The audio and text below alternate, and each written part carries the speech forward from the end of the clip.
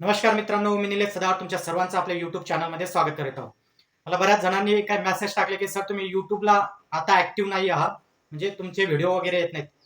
बघा मित्रांनो, जी गोष्ट आपल्याला माहिती आहे त्याच नंतर मी आपला व्हिडिओ घेऊन येत असतो. आजचा व्हिडिओ त्याच संदर्भात आहे, कारण आपल्याकडे एक आरटीआय आहे. आता तुम्हाला माहिती असेल की जो सुधारित आकृतीबंध या आकृतीबंधानुसार सहाय्यक कृषी अधिकाऱ्याच्या जागा आज मी तुम्हाला सांगणार आहे. आणि कृषी सेवक ह्या जागा, ज्याला आपण सहाय्यक कृषी अधिकारी म्हणतो, आणि अॅग्री एमपीएससीच्या जागेची सध्या काय स्थिती आहे हे आपण आजच्या व्हिडिओमध्ये बघणार आहोत. आणि हे सुद्धा आपल्याकडे त्या गोष्टीचा प्रूफ आहे, त्यामुळे मी इथं आज ऑनलाईन आलेलो आहोत. अलग लक्षात नाही तर मी तसे उगीच आपल्याला ज्या गोष्टीची माहिती नाही असे व्हिडिओ घेऊन असं मुलांना संभ्रमात ठेवणं हे आपण सहसा करत नाही आपल्या युट्यूब चॅनलवर. बघा, आपण जर बघितलं की आता 15-20 दिवसापूर्वी एक मेसेज फिरत होता किंवा अॅग्री एमपीएससीच्या ज्या काही 484 जागा आहेत, तर या 484 जागेपैकी 130 वगैरे जागा येतील. आता याचा काही प्रूफ माझ्यापर्यंत तरी नव्हता किंवा मला माहिती नसेल, कदाचित त्यांना माहिती असेल, तो मेसेज फिरत होता. पण मग ज्यावेळेस माझे मित्र आशिष पवार आम्ही डिस्कस केलं की त्यानेच मला कॉल केला की सर हे खरं आहे का की 484 जागा आणि 130 जागा येत आहेत का. म्हटलं याची मला सुद्धा कल्पना नाही. मग आरटीआय टाकला आणि त्याच्यातून सध्या खरंच काय स्थिती आहे तर ती आपल्याला समजेल म्हटलं. तोच आज 12 मार्चला आरटीआय त्याचं उत्तर आलेलं आहे. याच्यामध्ये आज आपण सगळं डिटेल बघणार आहोत. ओके, तर बघा, ज्या काही 484 जागा आहेत, या 484 जागाला सध्या ही वित्त विभागाची जी काही उपसमिती आहे तिनं मान्यता दिलेली नाही. आणि त्याच्यामध्ये असं सरळ सांगितले की ज्यावेळेस ही समिती मान्यता देईल त्यावेळेस त्या एमपीएससी कडे वर्ग करण्यात येतील. अलग लक्षात. म्हणजे सध्या म्हणजे 12 मार्च पर्यंत, ही आता 12 मार्च पर्यंत सध्या तरी अॅग्री एमपीएससीच्या जागाबद्दल सध्या तरी 12 मार्चला पर्यंत कोणतीही हालचाल नाही आहे. ओके, दुसरी महत्वाची गोष्ट की ह्या ज्या काही जागा आहेत, आता बऱ्याच मुलांनी प्रश्न केले की सर आम्ही तयारी करत आहेत, जागा येतील का. आयोगाने स्पष्ट त्याच वेळेस सांगितलेलं होतं की फॉर्म ज्यांनी भरलेले आहेत आणि हे जे काही नवीन संवर्ग असतील तर या संवर्गाला ते जर परमिशन दिली, त्यांनी जर एप्रिलमध्ये दिली तर एप्रिलमध्ये ऍड होतील, मे मध्ये दिली तर मे मध्ये ऍड होईल.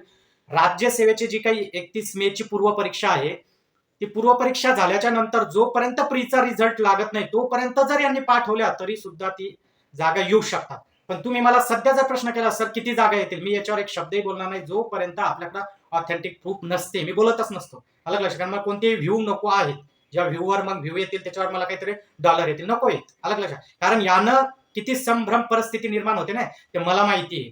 कारण मला मुलं मेसेज टाकतात, मी सुद्धा या स्टेजमधून गेलेलो आहो. अलग लक्षात. मी असाच इथं आलेला नाही तुम्हाला मार्गदर्शन करण्यासाठी. ओके, तर सगळ्यात महत्वाचं लक्षात घ्या, सध्या तरी नाहीये. पॉझिटिव्ह असावं मान्य आहे, पण भ्रमात राहू नका. मी काय म्हणत आहे, पॉझिटिव्ह असावं पण भ्रमात राहायचं नाहीये. आता जे राज्यसेवेची तयारी करणारे असतील त्यांनी मे बी त्यांनी स्वतःचे डिसिजन घेऊ शकता, चालू ठेवायचे का कंबाईन ग्रुप बी, सीबी किंवा बाकीच्या परीक्षा असतील त्या चालू करायच्या. ओके, तर ह्या जागा, ज्या 484 जागाबद्दलची स्थिती. आता दुसरं महत्वाचं, सर्वात महत्वाचं म्हणजे जो काही सुधारित आकृतीबंध होता, जो विभागणी आहे, यानुसार जे काही पदं आहेत कृषी सेवकाची, त्याबद्दल आज आपण इथं बोलणार. बघा, कृषी सेवकाची जी काही सुधारित पदं आहेत तर ही पदं आरटीआय मध्ये, जो आरटीआय आपल्या टेलिग्राम चॅनलला सुद्धा मी टाकत आहे. हे टेलिग्राम चॅनल आहे, तुम्हाला या टेलिग्राम चॅनलला भेटेल. अलग लक्षात. तो तुम्ही काय करायचं आहे, टेलिग्राम चॅनलची मी लिंक खाली टाकलेली आहे, ते जॉईन करून घ्या. अलग लक्षात. त्याच्यात अजून तुमचं चित्र क्लिअर होईल. आता दुसरं आहे की सहाय्यक कृषी अधिकारी वगैरे याच्या जागेचं काय. तर बघा, याचे जे आपण वेगवेगळे विभाग आहेत त्या विभागानुसार मी मंजूर असलेल्या जागा, भरलेल्या जागा आणि रिक्त जागा ह्या सांगणार आहे. अलग लक्षात. आणि ही माहिती 30 नोव्हेंबर 2025 ची आली. अलग लक्षात. जुना जी आर नाहीये, 30 नोव्हेंबर 2025. आणि वर तिथं लिहिलेले आहे सुधारित आकृतीबंधानुसार. अलग लक्षात. इट मे बी ते पुढं त्याच्यात जो असेल काय चेंजेस होतील ते आता नाही सांगत आहे मी. अलग लक्षात. किंवा हाच असू शकत. सध्या आपल्याला जो काही 30 नोव्हेंबर 2025 आहे याच्याबद्दलची मी सध्या माहिती देत आहे. अलग लक्षात. आता कृषी सेवक, ज्याला आपण सहाय्यक कृषी अधिकारी म्हणतो, तर याच्यामध्ये कृषी आयुक्तालयाचा जर आपण विचार केला, मंजूर 12 पदं होते सहाय्यक कृषी अधिकाऱ्याचे, कृषी सेवकचे. भरलेली 12 पदं आहेत, तिथं एकही सध्या पद रिक्त नाही. ओके, दुसरं पुणे विभाग, त्याची मंजूर पदे होते 1779, तिथं भरलेली पदं आहेत 1639 आणि रिक्त पदे पुणे विभागामध्ये 140. दुसरा आहे कोल्हापूर विभाग. कोल्हापूर विभागात मंजूर पदं होतं 1211, भरलेली पदं आहेत 1039 आणि रिक्त जी पदं येतात ती येते 172, म्हणजे 172 कोल्हापूर विभागात आहेत. ठाणे विभाग 1244 एकूण पदं येतं म्हणजे मंजूर पदं. आणि त्या विभागात भरलेली जी सध्याची स्थिती सांगत आहे म्हणजे नोव्हेंबर 2025 ची भरलेली पदं होतं 823 आणि रिक्त पदं येतं 421, म्हणजे सगळ्यात जास्त रिक्त पदं 1 नंबरला येतं ते ठाणे विभागात आहेत. अलग लक्षात. 2 नंबर येतो नागपूर विभाग आहेत, म्हणजे ठाणे विभागात 421 पदं रिक्त आहेत. त्याच्यानुसार नंतर हे नाशिक विभागात 1494 पदं मंजूर आहेत, त्याच्यातली 1329 पदं भरलेली आहेत, तर 165 पदं रिक्त आहेत. त्याच्यानंतर येतो लातूर विभागामध्ये 1438 पदं मंजूर येतात, त्याच्यातील 1435 पदं काय आहेत भरलेली आहेत आणि 33 पदं फक्त रिक्त आहेत.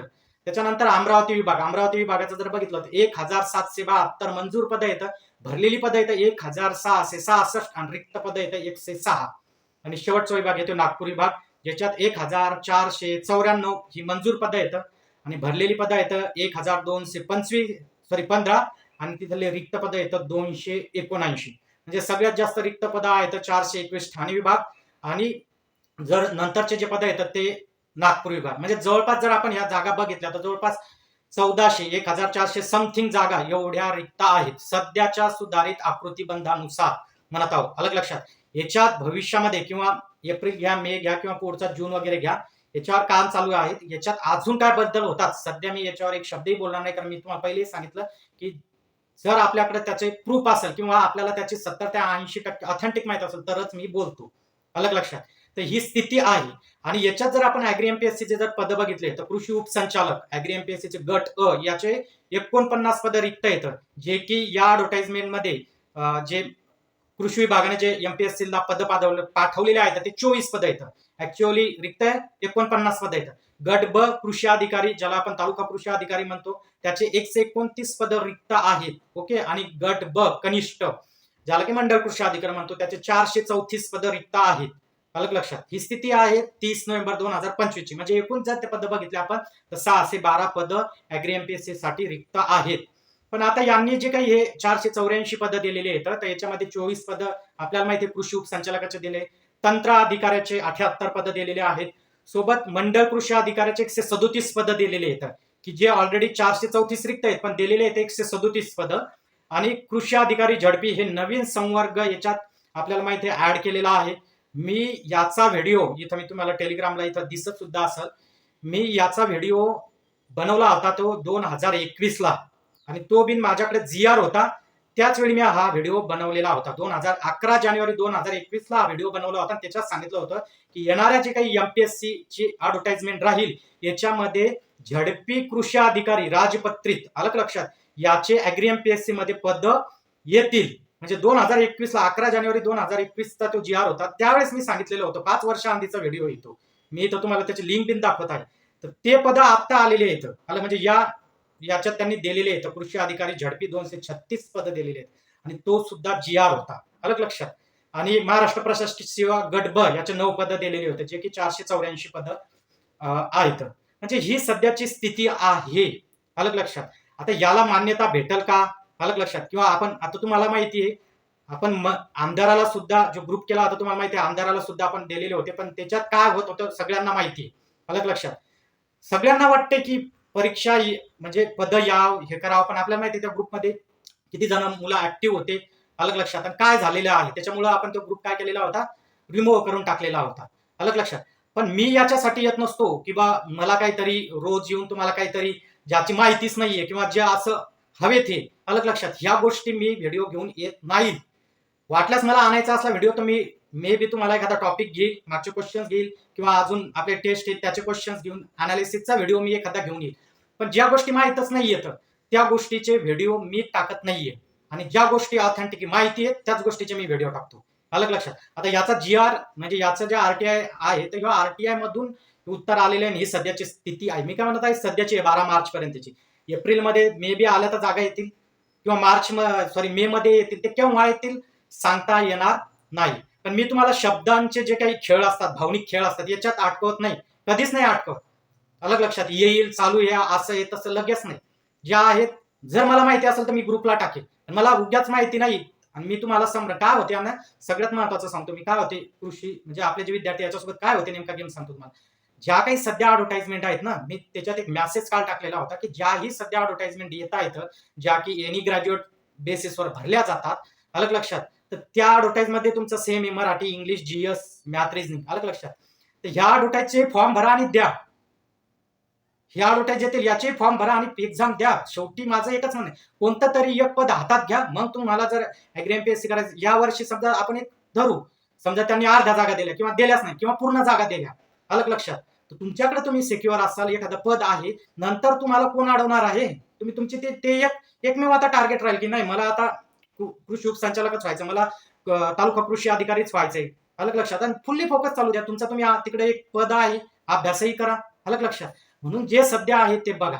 उगाच आंब्याच्या, तुम्हाला माहिती आहे की आंब्याच्या झाडाला आंबाच लागतो. जर तुम्हाला कोण म्हणत असाल, कोणी किंवा कोणी सांगत असाल की नाही आंब्याच्या झाडाला पपई लागतील, आणि तुम्ही जर त्याच्यावर विश्वास ठेवत असाल, तर आपल्या सद्विवेक बुद्धीचा विचार करावा लागेल आपल्याला थोडा. काय फिरते टेलिग्रामला, काय येते काय नाही, याच्यापेक्षाही आपल्याला कशावर विश्वास ठेवायला पाहिजे हे खूप महत्वाचं आहे. अलग दुसरा कृषी, जे तुमचा कृषी विषय आहे ना, आपल्या याच्यात त्याच्यात कृषी शिक्षक ती पात्रता, लवकर त्याच्यावरच मी जबरदस्त माहिती की माझ्या हातात आलेली आहे, लवकरच त्याच्यावर बोलणार आहे मी, अलग लक्षात. जोपर्यंत एखादी गोष्ट जीआरच्या याच्यात किंवा याच्यात येत नाही ना, तोपर्यंत सहसा म्हणत आहे मी, 80 ते 70 ते 80% येतच नाहीये, अलग लक्षात, सहसा येत नाहीये मी. पण तुम्हाला नवीन काही असं व्हिडिओ असतील, काही योजनेचे असतील किंवा काही असतील ते घेऊन येईल, पण ज्या गोष्टीची काही माहितीच नाही, नवीन आकृती बंद मंजूर होणार आहे आणि 5,000 नवीन जागा भरल्या जाणार आहेत, आणि असं टायटल देऊन उगाच तो व्हिडिओ टाकून तुम्हाला संभ्रम करायचा, अरे आयुष्य जातात याच्यामध्ये. मला चांगलं माहिती आहे, कारण मी या सगळ्या गोष्टीतून आलेलो आहे, तेवढा अनुभव आहे माझ्याकडे, अलग लक्षात, डायरेक्ट उठून आलेलो नाहीये. दुसरी सर्वात महत्वाची गोष्ट की सध्या जेही पद्धतीतील, जसं आता तुम्हाला माहिती नसेल का, कल्याण डोंबिवलीची ऍड झाली, 11 जागा होत्या, 2 त्या अधीक्षकच्या होत्या.